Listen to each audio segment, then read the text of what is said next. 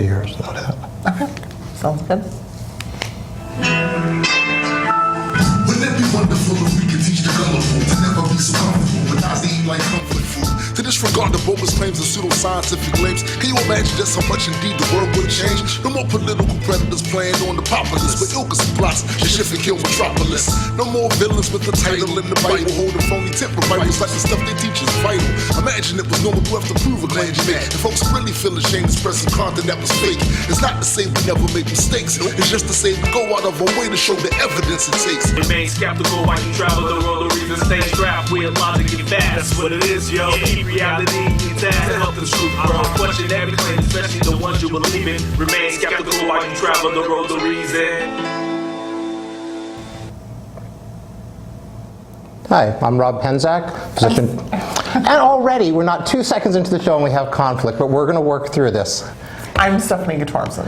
Welcome to Rotaries and a Skeptic's Guide to the 21st Century. Today we're going to be talking about complementary and alternative medicine. We'll explain why that's not a very good term, and also about the anti-vaccination movement.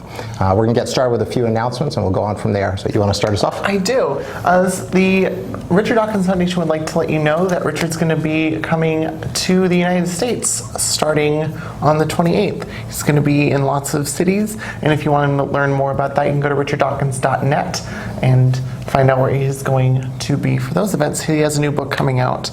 This is part 2 of his autobiography, and it's called A Brief Candle in the Dark, which is obviously an homage to Carl Sagan. The other announcement that RDF has is that we're still looking for translators and transcribers for our YouTube subtitles project. So if you'd like to help contribute to that, helping to both transcribe videos, and then if you speak a language other than English, to translate those videos for captioning purposes, you can email our program manager Dave Chervis at dave@richarddawkins.net. Great. A couple other announcements. So I'm starting something called Saved by Science, and as part of that in Richmond, I'm working with a couple of groups, Richmond Humanists and RRNA, which is Richmond Reason and Naturalism Association. So RRNA has an event on September 30th, this Wednesday, called Living Without Religion. They're going to have Tiffany Green speaking about her transition to atheism as an African-American woman, and they're also going to have Chris Johnson, who's an author and filmmaker, talking about a better life. 100 atheists speak out on joy and meaning in a world without God. They'll have a third speaker from Chrysalis about some interfaith stuff. So looking forward to that. We're also going to have some events, hopefully every couple of months down in Richmond. So on November 15th, Andy Thompson to come down to speak about why we believe in gods. We're also going to have a second part where he talks about some of the latest research in suicide prevention, identifying people at risk. He'll be joined by Shirley Ramsey from the American Foundation of Suicide Prevention, and also Elaine Miles, who's a UU head minister in the past and a hospice chaplain who has a lot of experience with grief counseling.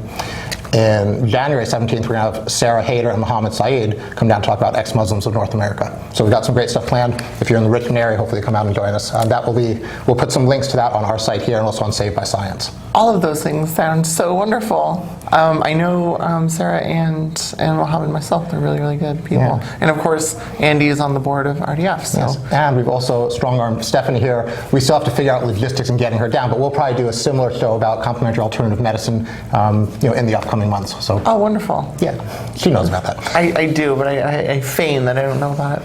All right, next we're going to move on to the Secular Person of the Week. Yes, Secular Person of the Week this week. I was sent an email by David Smalley of Dogma Debate, and it was a pretty touching story, so I figured this would be a good time to make this person that he sent me the story about Secular Person of the Week. Her name is Caitlin McKenna, and she is an ex-Mormon who needs our help. She's gone through quite a bit. She has been struggling with depression. She's only 19 years old, and she was molested multiple times as a child, and she never told her Mormon parents for fear of judgment. She's attempted suicide 3 times and was admitted to a mental health center. And when she moved back in with her parents to get help, they demanded that she attend church, see a church counselor at the LDS, and not say anything negative about Christianity, Mormonism, or church leaders. When they found her atheist Twitter account, they gave her 11 days to move out. If you'd like to help her with anything that's going on in her life, she desperately needs your help. You can go to facebook.com/Caitlin.mckenna.75 and you can friend her, you can message her, anything you can do to help. She will let you know how you can do that for us. Yeah, well, that's sad. It's important to remember the real cost of some religions like that. Also, a resource you might be able to avail yourself of is I'm an ex-Mormon. Up in Canada, might be able to put her in touch with people that leaving Mormonism is an incredibly difficult thing to do because it's such a central part of their life. So far, David Smalley got her in touch with Recovering from Religion and the Secular Therapist Project, and any other resources that she can access. Caitlin, if you're watching, Rob's got some good ones. Right, so we'll share that, and Stephanie will get in touch with you on those. Indeed. All right, it feels hard to go to the joke of the week now, but I guess that's what we need to do. I was going to do something on Donald Trump about there being hell to pay with a picture of him and his crazy hair if he's elected based on his anti-vax statements. But instead we're going to go to a liberal this time, and this is Robert F. Kennedy Jr. So you need a little background to understand how funny this joke is. Dr. Offit is chief of infectious disease at UPenn, or Children's Hospital of Pennsylvania. He's the one that invented the rotavirus, which has saved millions of people. But he's labeled as Dr. Profit instead of Offit, and also a bio-student, like a prostitute for the biotech industry, by Kennedy, who's part of this whole anti-vax movement. And somehow, people, I'm often railing against the religious right or ultra-conservatives for what they miss, but the anti-vax movement is something that, as liberals, we need to own, that we have as many non-science-based ideas, and it really becomes catastrophic when you get politicians and actors with huge platforms convincing people not to get vaccinated. So, thank you for that non-funny joke, Robert F. Kennedy Jr. I hope you inform yourself more on how vaccines work, because you're really doing a lot of damage. Yes, you are. I can't start naming off all the diseases that we don't have now because of them, but I want to see if he remembers what polio was like back in the early 1900s. Right, there's all these people that used to get crippled or die from these infectious diseases that are no longer front and center, and so it's out of sight, out of mind, and then a lot of these people think that they're doing good, but if you're going to speak to the public, you are really obligated to inform yourself better about the facts and the science so you don't harm people. Yeah, we have whooping cough coming back because of people like this, and it's coming back because it used to be gone, right? But now it's back because people aren't getting vaccinated, and those who rely on herd immunity are now are more at risk for being sick. Right, we saw that in Texas with Kenneth Copeland with his church, where and then they tried to weasel out of it that no, we're not telling our people not to get vaccinated, but they took a very different approach after there's a measles outbreak. And again, these are devastating diseases that affect millions of people, except that we have vaccines, which really help to double our lifespan. So again, we'll talk about that a little bit later, but that's the not funny joke. We're going to go to some news stuff now.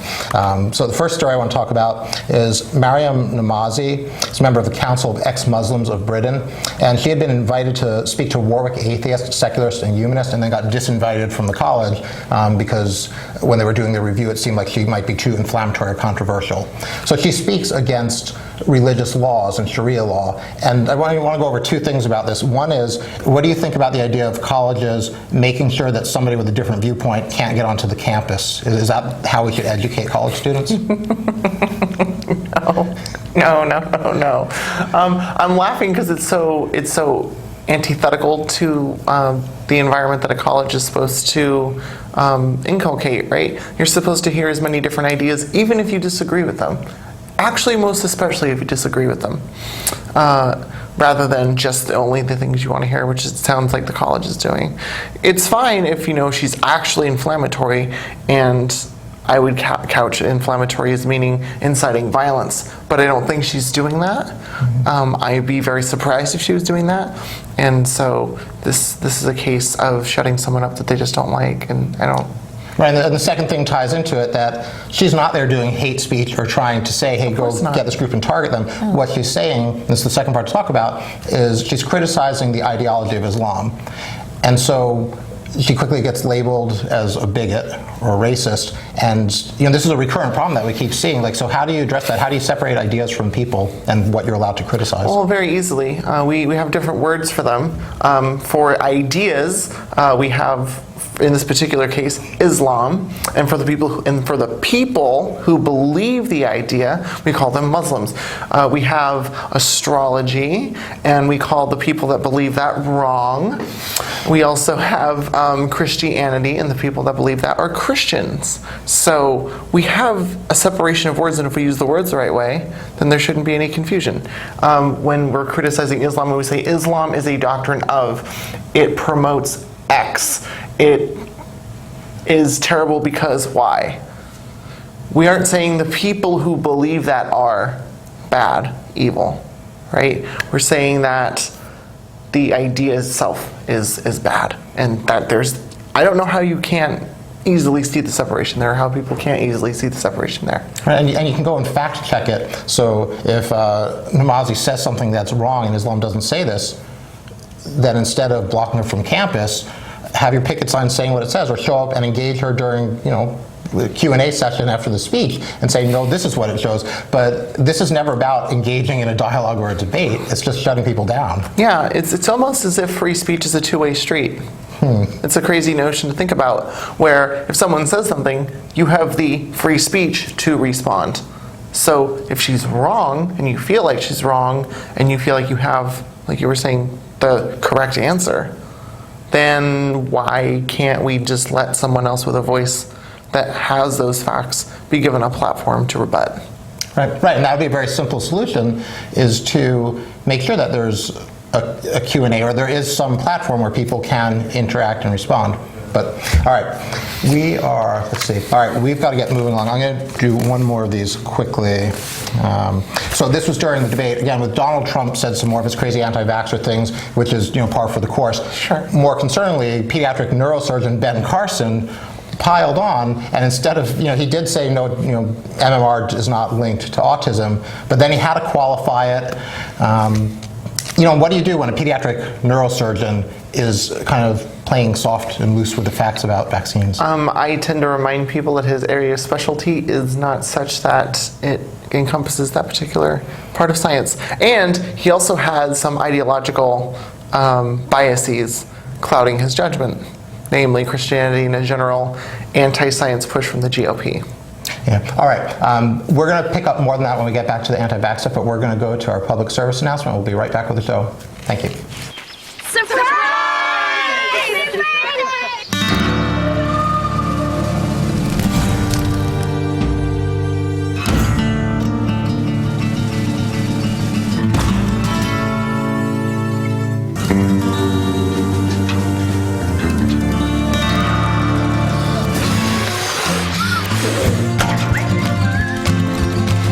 Preventing wildfires. That's all Smokey wants for his 70th birthday.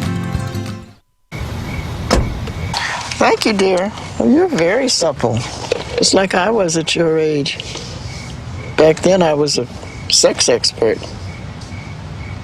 Used to call me the buttered biscuit. I know about birth control, too. So you can ask me anything, baby. Bedsider.org has birth control information and a lot more. And it's... Have you had sex in this car yet? This is Richard Dawkins. Doing commercials is unfamiliar territory for me, but I'm inviting you to watch Road to Reason, a skeptic's guide to the 21st century, on Fairfax Public Access every Sunday. Each week, the hosts tackle wishful thinking, religion, pseudoscience, and the harm they cause, with a combination of facts, humor, and community involvement. They challenge believers to defend their faith and give you, the skeptic, a voice. With live call-ins for viewers and streaming on the World Wide Web, there's never a dull moment. Don't wait. Look at them now on Facebook and YouTube, and remember to watch Road to Reason, a skeptic's guide to the 21st century, or there'll be hell to pay.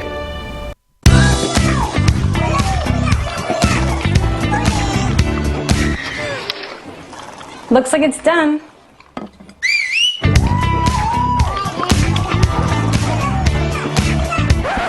Don't let salmonella get funky with your chicken.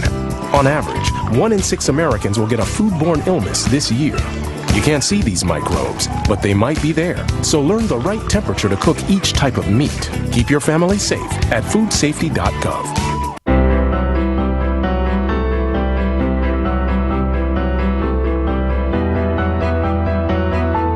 Body language can tell you all sorts of things. Like someone is having a stroke. Know the sudden signs. Learn fast. Face drooping, arm weakness, speech difficulty. Time to call 911 and get them to a hospital immediately. Learn the body language and spot a stroke fast. Why is Connor having trouble focusing in school? Having trouble finding Connor's middle school? Would you like directions? No, why is Connor having trouble focusing in school? Finding lowest airfare to Istanbul. No, I'm tired of fighting with him over homework. Home, walk, restaurant. Need a review? No, I need help. He's very smart, but his mind wanders. He's disorganized. I think I understand. Oh, good. French fries. Finding best potatoes. No! Russet. Fingerling. Yukon Gold. Why don't you understand me? Sorry, I was trying to show how Connor feels every day. Frustrating, isn't it? Redirecting to understood.org. For the 1 in 5 kids with learning and attention issues, this is what life can feel like. Explore understood.org, a free online resource about learning and attention issues, designed to help your child thrive in school and in life. Understood.org, because understanding is everything. That was a great way to come back in. Understanding is actually important. So we're going to talk about complementary and alternative medicine and also anti-vax. First of all, what do you think of that term? Complementary alternative medicine? Yeah. I think it's misleading. It's not medicine. It's complementary alternative woo as far as I'm concerned. It's good fundraising, but as far as the science goes, basically none of those seem to work better than placebo. And if something does work, it's mainstream medicine and gets adopted. So don't be misled by the term. So I want to talk a little bit about your show. You have Thinking Skeptically, yes, all about critical thinking and debunking stuff. Absolutely. And you say on there that you kind of follow the facts where they lead and get to the truth. Mm-hmm. But you're also just as fallible as everybody else. So what is it that makes you more able to get at the truth than some other people? I start by using the scientific method.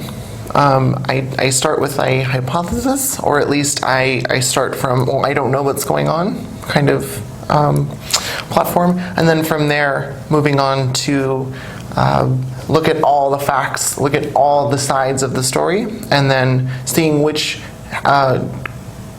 finds its way to the most logical conclusion. Mm-hmm. And so that one point you made at first is you start with I don't know, mm-hmm, and then you gather some data. And that's really important that you don't start, most of these pseudosciences that we find, they have their ideological decision already made and they go back and cherry pick data.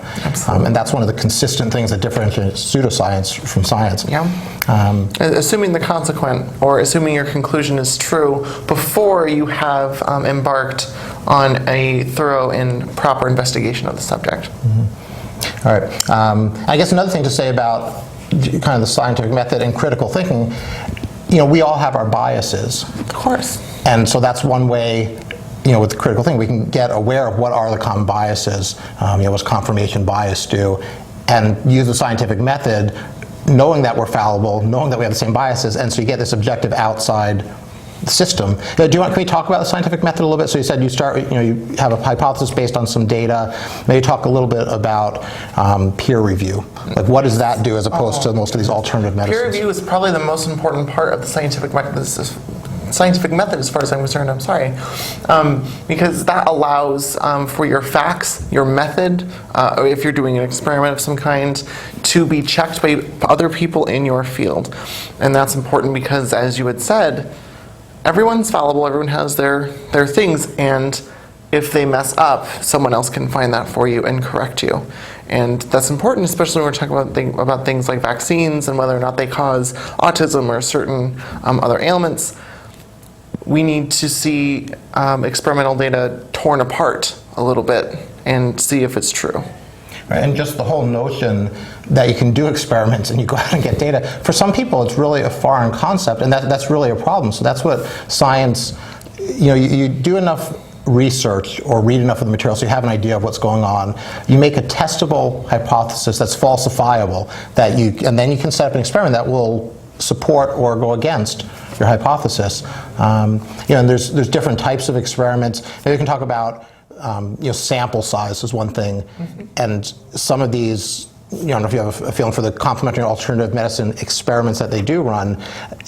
They don't tend to be the 10,000 people studies. How do their experiments usually go? Their experiments usually are set up to only test maybe 1,000, not tens of thousands. The highest I've seen is maybe a couple thousand. And often I've seen like 10 or 12 or it's like tiny. I'm trying to give them as trying to give them as much as I can. But yeah, it's still not enough. We're talking, so just to give you an idea of the size that we're talking about here, the country itself has about 300 million people. And even if you had 10,000, you're talking about a very, very small percentage of that 300 million. But it depends. So if you have appropriate sample, you don't have, obviously it's not practical to test 300 million. Of course not. But, so you need statisticians. You need a really smart way to get a representative sample. Exactly. And that's where balancing, that's what I was getting at, is that's where balancing those very small percentages with your experimental method and who you're choosing for those things. And who you're choosing also becomes really important, because like you said, you want to start where you say, I don't know, so you have a hypothesis that you're going to test. If you're setting it up where I'm going to prove that autism is linked, or I'm going to prove whatever, there's lots of biases that you can introduce. So when you're setting up your sample, it's purposefully not representative, and then lo and behold, you confirm what you were trying to. No, exactly. What I was going to say is I've heard some scientists say this, and I think it's absolutely accurate. No experiment fails. You always learn something from your experiment. Just because it doesn't confirm your hypothesis doesn't mean that the experiment failed and that the whole enterprise was a failure. What you found out is that your hypothesis, as constructed, was incorrect, and that you have a little bit more work to do. That's all. But then you've learned something. You said, oh, so this isn't what happens. This isn't the cause of thing X. I have to move on to another idea. And it helps you on your path towards figuring out whatever that phenomenon is. Right, it helps all of us on our path to having a more accurate assessment of the world. So that's not to say scientists aren't people. If you spend 3 years doing an experiment, I know you're hoping that your hypothesis pans out. But in terms of science making progress, negative results are really important. If they are. They are so important. Oh my goodness. Right, and we'll get into that. So one of the other things, I guess we can jump into this right now. So we're going to talk about some actual problems with real science and the real medical industry. This is not to give any cover to complementary and alternative, the pseudomedicine, the pseudoscience. That doesn't work. That's not based on anything real. However, there are some actual problems. So Ben Goldacre is a physician from England who's part of, I think, Skeptical Medicine. I forgot the exact title listed, so you can get his contact information. And he's written 2 books, Bad Pharma, and is it Bad Science? Bad Science. Let's see if we can hold these both up. And so he really goes into a bunch of the places that regular medicine has failed us. So one of the problems that we have is there's an enormous publishing bias. So if you get negative results, the drug companies don't mind disappearing those, and they routinely do. And what it means is that the scientists and the physicians that are trying to get information have a very distorted view. We see the positive results. And I don't know if there's a good way. I mean, we can talk about some proposals. Do any ways come to mind what we should do with all of the data? That you would say, are there any rules that should be in place? The most reasonable thing to do would be to let all of the data be published in not necessarily a centralized place, but not take negative results and take them down. That's crazy. It's incredibly insane to do that. Because like we just said, negative results can help you learn things. And if a scientist doesn't have all the available data that they need to either peer review their own thing, which might be a negative result from another study, or anything else, they're going to be hamstrung in their own research. Right, and a lot of this has to do with, from what I was reading, sort of the ownership of the data. So a lot of these studies are set up with a medical school, and the medical school, to get the study, has to sign these clauses that they can't go talk about it, they can't talk about problems, and they don't own the data. So it's not that a med school is deciding, hey, let's bury this study.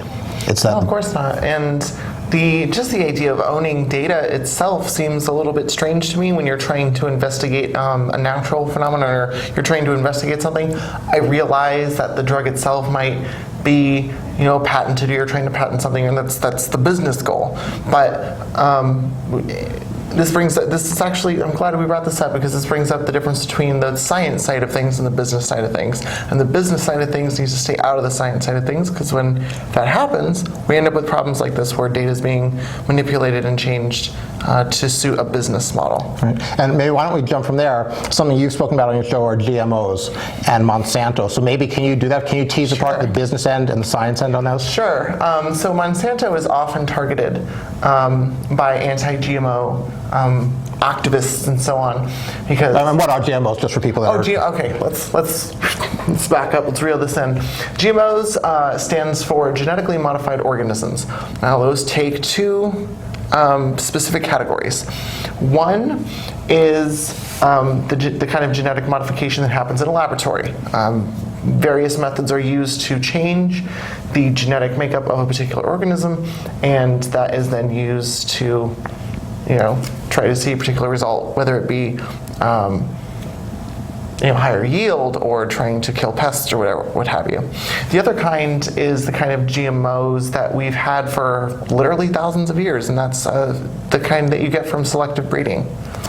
And everyone's familiar with that one, and no one has a problem with that one, except that the end result, the fact that you're changing the genetic makeup, is identical. The only difference between the two is that one happens in a laboratory at a much faster pace, something we have far more control over. Because if you're doing selective breeding, you might not have control over other genes that are attached to that, right? Because of genetic drift, and we don't quite, the genome's complicated. So if you are trying to manipulate one thing, you might inadvertently affect another, and you might not want that. So doing it in a lab allows us to do two things. One, it helps us understand DNA better, much better. It's probably one of our biggest fountains of information as far as that goes for that type of thing. And then the second part is that we can see how things, what genes affect certain behaviors or attributes of those organisms. And so we can get things that are like the Arctic apple comes to mind, no browning when you cut it. That's awesome, because the psychological aspect of, that apple's brown, I don't want to eat it, when there's really nothing wrong with the browning itself until it becomes rotting. Well, and plus, like you said, we have a lot more flexibility. In nature, it has to be, unless you're using something fancy, it's generally going to be within that species where these mutations are going to occur, and then over a very, very long period of time, it will gradually change. When we have things like climate change that are going to be affecting our drought levels and our temperature, that's going to lead to mass starvation of millions and millions of people, and we're already very overpopulated, and a lot of people are living on the edge, which, in the United States, we're somewhat removed from that, but starvation is still, a big problem around the world.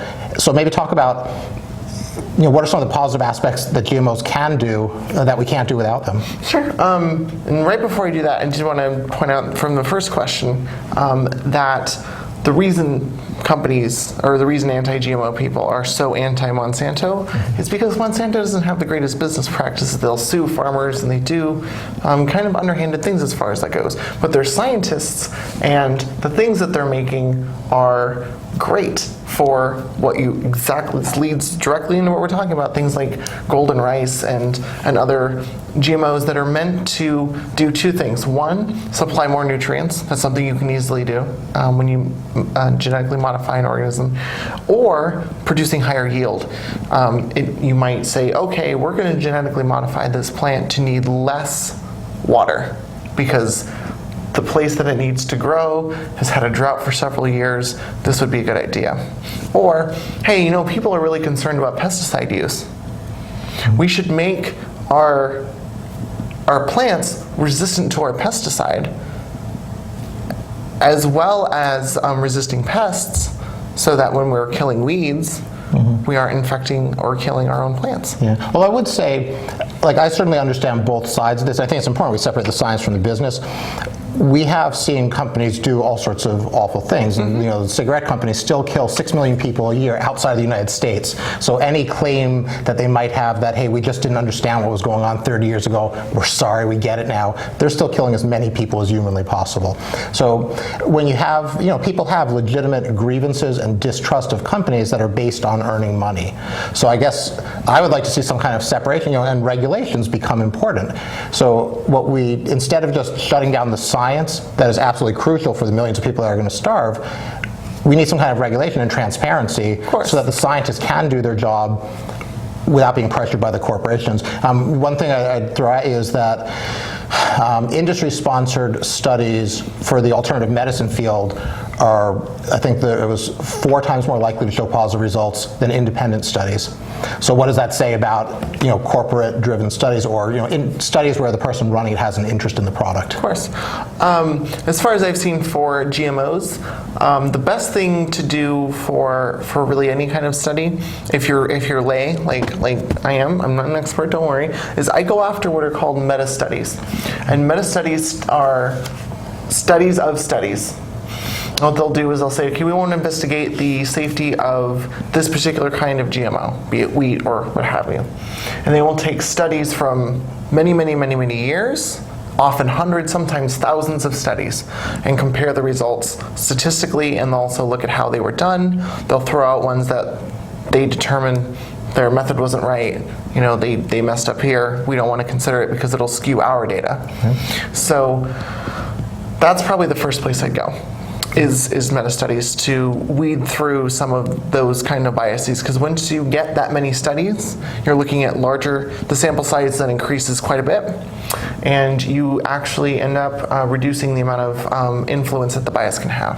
Right, and that's that's something Ben Goldacre talks about. I think it's called the COCHRANE, Cochrane Institute maybe, that they do these meta-analyses, and they do exactly what you said, where they look at the individual studies, they look for quality, for the sample size, were the patients blinded, were the providers blinded, were things properly randomized, so you couldn't sort of say, hey, this person looks like they're going to do poorly, let's put them in the not my alternative medicine group. So they actually look at all the factors that make it a good or bad study and give them appropriate weight. And right, so meta-analysis is definitely a way to go that gives you a lot more information than a single study.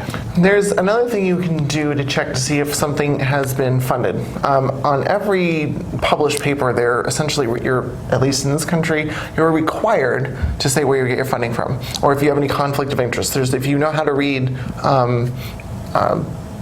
papers, you can. There are sections like there's the abstract, and then there's all those other little sections. One of those sections is conflict of interest, and they are basically required to state who is funding us, and or might we have something that might skew our data. My favorite example of this is a study from Italy, wherein it's a meta-study for GMOs that is looking at safety, seeing if there's any epidemics or anything that is being caused by GMOs. Even in that study, they have to say, here are our conflicts of interest. They didn't have any, which is why I use that study a lot.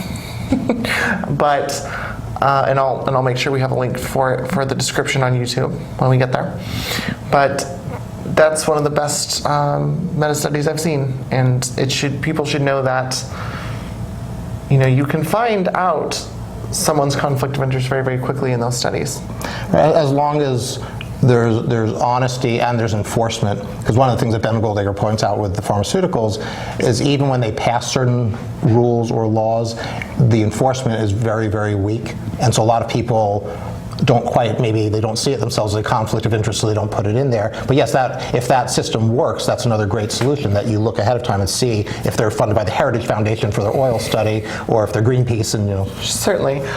No, I mean, I think a lot of those rules come down from the journals, and it also depends what journals you're looking at.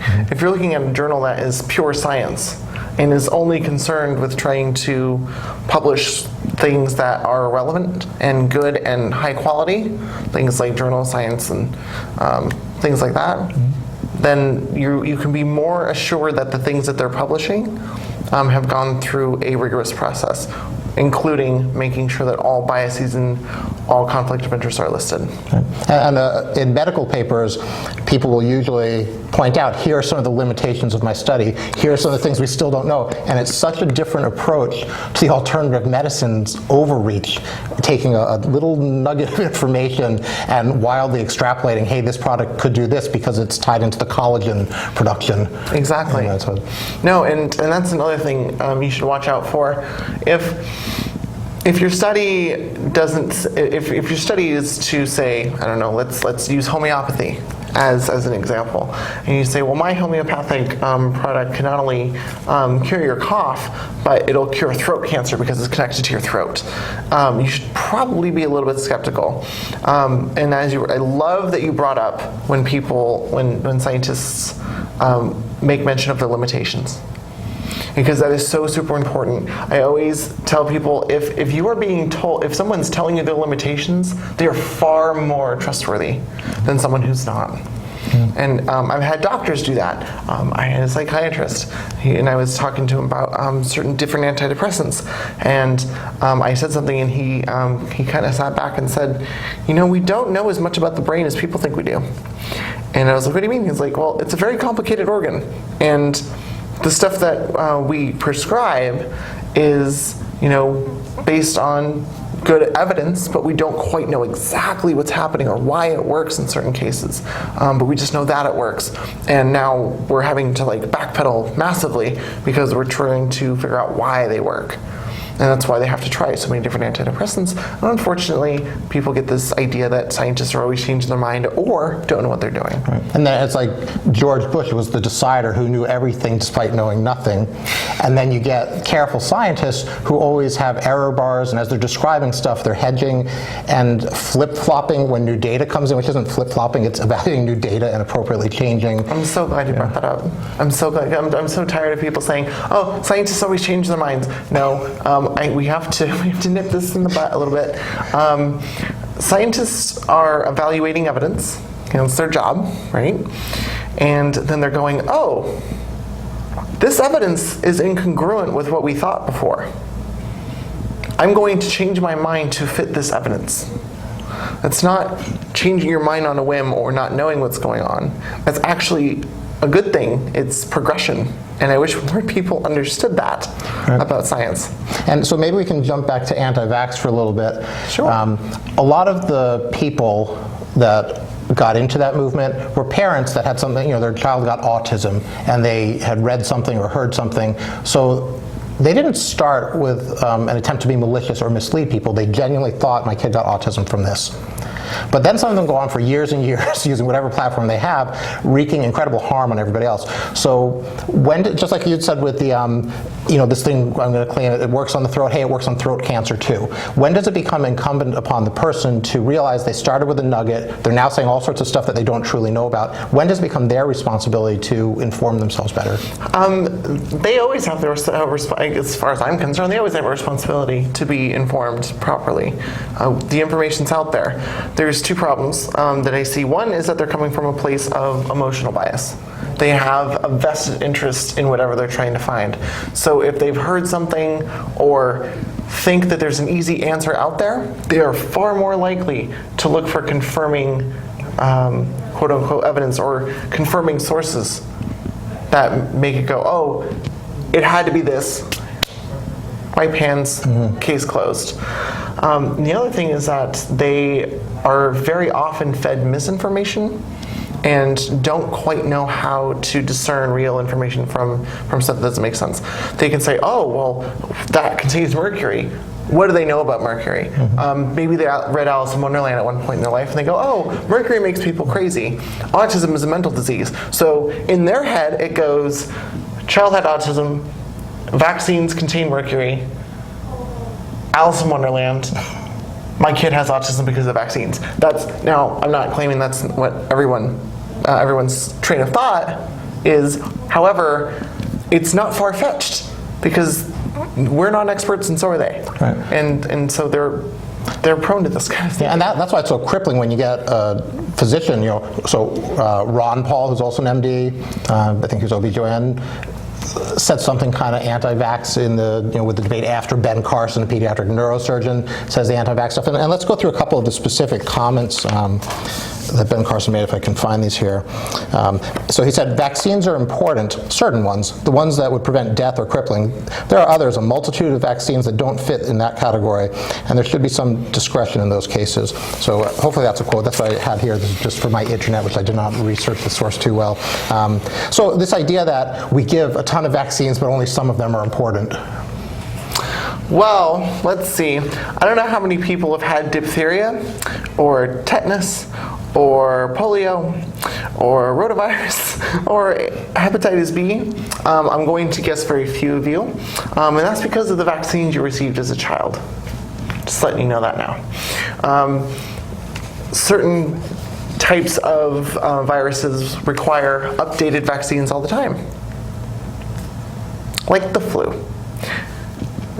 The flu mutates every single year, and we have to update our vaccines every single year to combat that.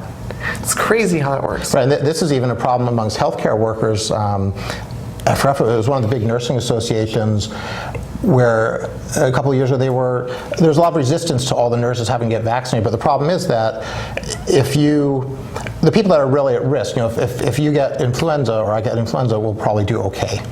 If somebody is 65 and has heart disease and has chronic obstructive lung disease, they're in a lot more trouble. So if you're a healthcare worker that's in the hospital with these people constantly and you become a vector for them, you're inadvertently going to be killing people. So it's not an infringement on your rights to punish you for not, wanting a vaccine. This is just a public health measure. Indeed. Again, the education, really, even in the medical community, it's not fully there. I mean, as far as vaccines go, I think a lot of the problem also stems from the fact that people don't know how vaccines work. I've had this question posed to me actually on Facebook and other places where they say, well, if vaccines work, why are you so worried about people getting vaccines? Like, why does it matter so much? And I go, well, here's how they work. They work on two levels. The first level is in your body. A vaccine is nothing more than a way to train your body to fight off a particular pathogen, where the full pathogen might actually kill you, something like smallpox. If you get a smaller, maybe smaller is maybe not the right word, but a weaker form that your body has a better chance of defending itself against. It has its ability to learn about it and go, oh, okay, so the next time I see anything like this, it's going down, right? So that's why when you see these vaccine schedules, you're talking about a baby, okay, whose immune system is just being introduced to the world. It's brand new, and it needs some target practice. So it gets extremely weak in forms of certain diseases that are very detrimental, but they get them over a series of months and multiple times because they don't want to. If they gave, let's say that you could vaccinate an adult against diphtheria. Certainly awesome. You could give an adult a much stronger version of that vaccine, theoretically, than you could a child. And so they do it over a series of months so you make sure that the body has enough practice. Right. Yeah, I mean, I haven't read about some of the immunology for quite a while, but so the live attenuated viruses that you're talking about where they sort of run the virus through a series of, it's not dilutions like homeopathy, but they sort of run through until it's at a very weakened state, but it still tries to somewhat replicate a natural infection. So the two types of vaccines, there can be the killed virus where it's just the proteins or the antigens that trigger your immune response. And then there's the live attenuated where, again, it's a better vaccine in a sense that it will give you a stronger immune response, but not everybody can take it. So if you're immunodeficient, if you're on chemotherapy, if you have HIV, if if there's some inborn genetic deficiency for your immune system, some people absolutely can't take that. And you mentioned herd immunity.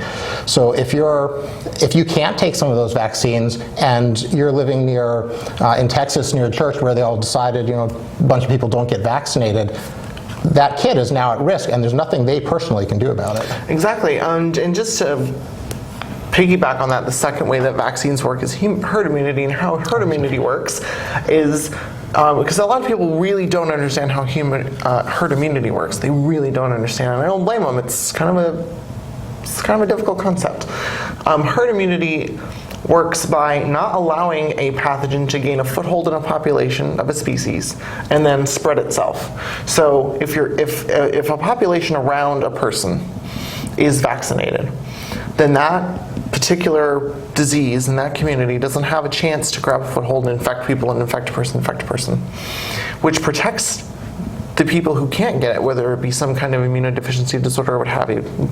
That's not important. The fact is there are people that can't take them for reasons that have nothing to do with the ingredients in vaccines. And the people who are vaccinated around them need to be vaccinated for the reason I just stated. It protects them by virtue of the fact that it doesn't allow the pathogen to spread around them. Now, one other thing actually, let's go through a couple more Carson comments. I want to get back to something else that you said. Sure. So one of the other things that Carson said was, but it probably is true, after saying, no, it's not true that MMR vaccine leads to autism. He did say, but it is probably true that we're giving way too many vaccines in a short period of time. And this has to do with what you said, how the baby comes into the world, they haven't been exposed, their immune system needs to start to cope with all sorts of pathogens and antigens. There's a total, what this says here, 69 doses of 16 vaccines by the age of 18. So that's 69 doses. People are exposed to millions of antigens and proteins. This is not a challenge that's going to overwhelm your immune system. No, not at all. No.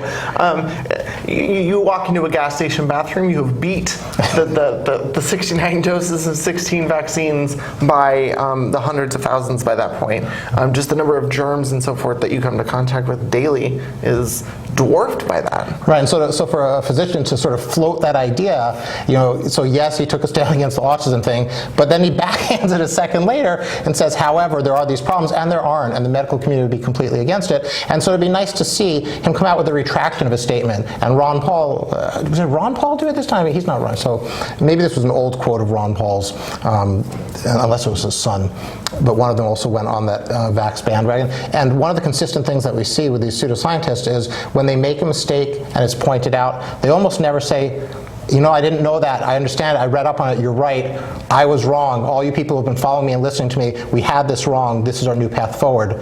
Maybe you can talk about with pseudoscience, like kind of moving the goalposts and, the true agenda of a pseudoscientist. Well, I mean, the thing is that pseudoscience is not science, right? That's why it's called pseudoscience. I don't mean to be super linguistic about it, but because of the logic or lack thereof that they are pushing, they don't have anything in their system. Like in the system of evaluating evidence that they use, there's nothing self-correcting about it. That's the main problem. There's nothing that they're doing to allow new information in. They're closing it off. That's probably the main problem. I'm not saying people can't be convinced. Of course, that's not what I'm saying. But it's very difficult to convince someone who has made up their mind that nothing can change their mind. It's a very small portion of the people, but they tend to be the people with the loudest and biggest platforms. Now I want to talk about a couple other things that stand in the way of people changing their mind. You talk about, in thinking skeptically, the importance of getting good information. So let's say somebody wants good information on alternative medicines and they go to the NIH website. How much of a problem is that they find a whole branch dedicated to alternative medicine? So much, and I get what the NIH is trying to do. Is trying to be like, okay, we'll look into it. But what, billions of dollars have been spent, and nothing has come of it. There are actually European countries that have said, okay, we're not giving any more money to researching something that has given no results over 40 or 50 years. We're done. It's extremely frustrating for me when they bring that up. They say, oh, well, NIH has a thing. Great, that's fine. But look deeper. Do they say any of it works? And I don't think they do. I don't think a single study has said that they might have the website, they might have the platform, but I also don't think NIH is saying that it works. Right, it doesn't work any better than placebo. Right. Now, one of the other really bad things about that, and it's funny because they'll change the wording on their website a little bit, but there's a comment that came out by Harkins, was I think Democratic Center, that helped get this started because he thought that bee pollen or something helped cure his allergy, and some crazy thing that he had an anecdotal experience and decided, hey, let's launch a whole part of the NIH wing on this. And at some point after it had been in action for a year or two, he came out and said how disappointed he was that they hadn't confirmed these, procedures working yet. So it wasn't, hey, I'm glad that we're looking into it. He had an agenda. The job of science, I want you to listen to me very closely. The job of science is not to confirm your pet claim, your pet belief, or some whack theory you just thought of. The purpose of science is to investigate claims and find out whether or not they're true. I'm so tired of hearing, oh, well, we confirmed our results. Like, you found out that they were consistent with reality. That's a little different than confirming them. That sounds like you're going in with a bias. And I wish we would stop using that language. Yeah, and the whole MMR thing kicked off with Andrew Wakefield, did a study, his doctor did a study on 12 patients or so. It was completely fraudulent. 10 or 13 of his co-authors pulled their stuff out. The Lancet retracted it eventually. It's been as refuted as anything could possibly be. So now he's living in America, in Texas somewhere, and doing quite well, thank you. But the facts of the matter somehow don't matter. It helped launch this movement, and until we get critical thinking sort of taught in the schools as just part of the way everybody addresses every issue in their life, we're really in trouble, because so even if he's refuted, there's 100 other people to pick up and go on. Yeah, that's probably the most frustrating thing about Andrew is the anti-vax movement is based on a study that was poorly done, and even if let's give him the benefit of the doubt. No, I'm serious. Just follow with me here. Let's say his study was correct. Okay, it hasn't been replicated, not once. Peer review found that his study was procedurally problematic. That's very delicate and gentle. So we are on public access. Got to use the right words. Because of those problems, it's amazing to me that it's gotten this far. But people, like I said earlier, they really, really want easy answers. They don't have to think about stuff too difficult. They don't want to think about stuff, which is hard. That's really disappointing to me. I love critical thinking. I love it, and I wish more people loved it. And I think if more people were invested in it and loved it, they go, critical thinking leads to better results, and it leads to a better life. You're watching this now because someone went, electrons do things that are really cool. Let's see how we can use that. Yeah, and if you really care about your autistic child and you don't want other people to suffer, you're helping the world a lot more if you get off of the anti-vax kick and say, let's take all the money that the charlatans are taking out of our pockets and let's get rid of the alternative medicine branch of NIH, and let's fund a big center that studies autism. Then you're really doing something incredibly valuable. So, I don't know how we sort of get people to realize their heart might be in the right place, but they need to use their brains first so that they can aim in the right direction. So glad you brought that up. A friend of mine, JT Eberhard, hi JT, he gives a talk about belief in God and things like that. And one of the things he brings up is people having good intentions, but because they have bad ideas about how the world works, people get harmed. And I think that speaks to exactly what you're talking about.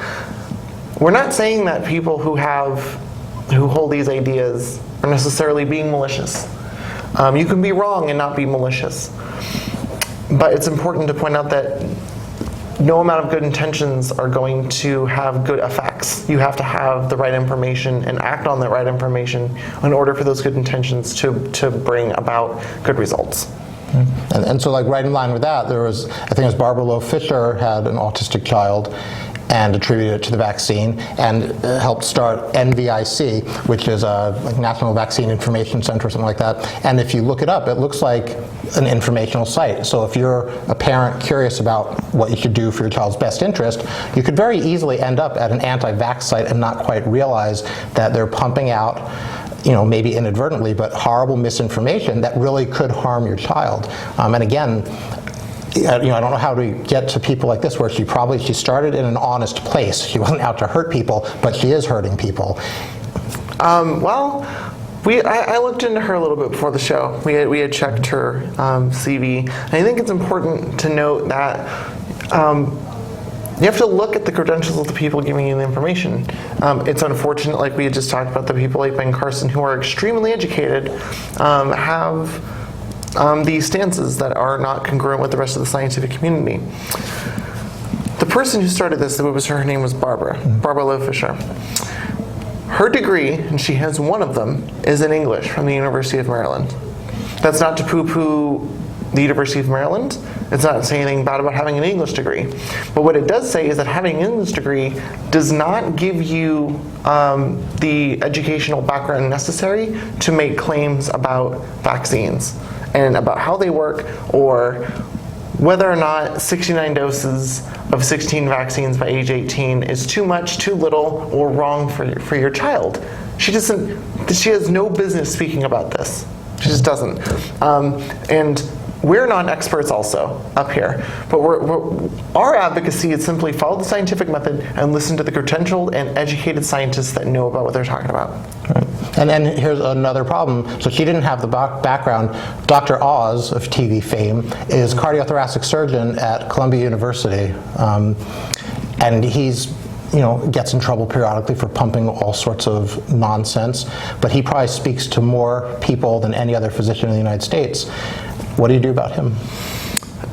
I honestly would love to see him off air, or I'd like to have him.